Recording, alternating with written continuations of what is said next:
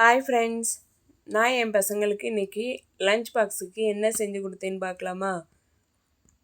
சுட சுட கீரை சாதமும் அதுக்கு சைடிஷ்ஷாக ஒரு ஃபுல் பாயிலும் தான் செஞ்சு கொடுத்தேன்.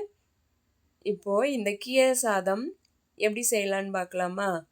இதுக்காக நான் கீரையை அலசி கட் பண்ணி எடுத்து வச்சுக்கிட்டேன். இப்போது ஒரு அகலமான வடைச்சட்டியை அடுப்பில் வச்சு எண்ணெய் ஊற்றி கடுகு போட்டு பொரிஞ்சதும் பொடிப்பொடியாக நறுக்கி வச்சுருக்கிற வெங்காயம் சேர்த்து வதக்கிக்கிறேன். வெங்காயம் வதங்கியதும் இதோட அலசி கட் பண்ணி வச்சுருக்கிற கீரையும் சேர்த்து வதக்கி விட்டுக்கிறேன்.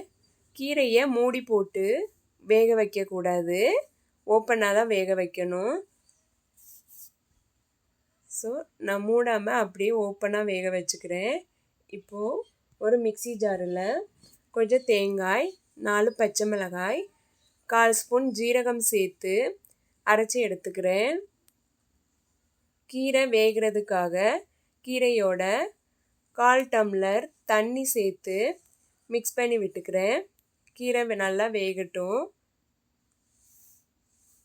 கீரை வெந்ததும் இதோட கீரைக்கு தேவையான அளவு உப்பு சேர்த்து 2 நிமிஷம் வேக வைக்கிறேன்.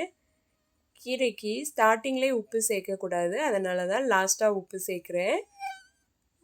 அடிக்கிற வெயிலுக்கு வாரத்தில் 2 நாளாவது கீரை சேர்க்கணும்.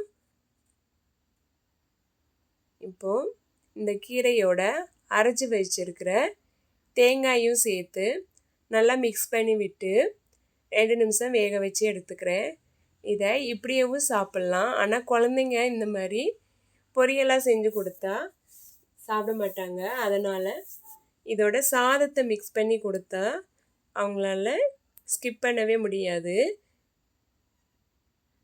இதோட வேக வச்சு வடித்து வச்சுருக்கிற சாதத்தை சேர்த்து நல்லா மிக்ஸ் பண்ணி விட்டுக்கிறேன்.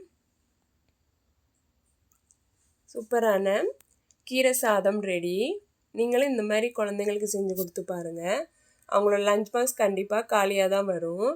இப்போது இந்த கீரை சாதத்துக்கு ஒரு சைடிஷ் ஃபுல் பாயில் தான் நான் செஞ்சு கொடுத்தேன். தோசைக்கல் அடுப்பில் வச்சு எண்ணெய் தடவி ஒரு முட்டையை உடைச்சி ஊற்றி ஜஸ்ட்டு பெப்பர் தூளும் உப்பு மட்டும் சேர்த்து 2 சைடும் வேக வச்சு எடுத்து கொடுத்தேன். நீங்களும் உங்கள் குழந்தைங்களுக்கு இந்த மாதிரி செஞ்சு கொடுத்து பாருங்கள். தேங்க்யூ.